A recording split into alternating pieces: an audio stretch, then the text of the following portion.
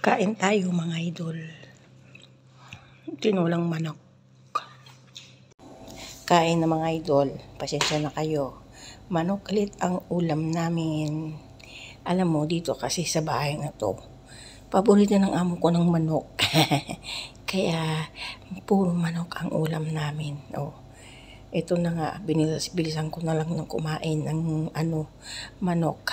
Kunti lang yung kinain ko manok. Mas gusto ko yung sabaw. Kasi pitso kasi itong ulam namin, medyo magaspang pag pitso, 'di ba? Pero pag paa, medyo masarap-sarap kapag yung legs ng manok ang uulamin natin. Yung pitso medyo magaspang, matigas-tigas. So ito, binuhat ko na nga lang yung pagkain ko kasi sabaw lang naman ang nandito, kaya buhat-buhat na lang.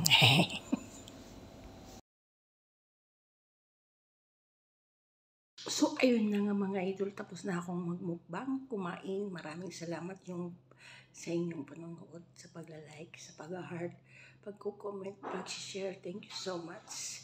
Mag-ingat kayo palagi. God bless everyone. Good night.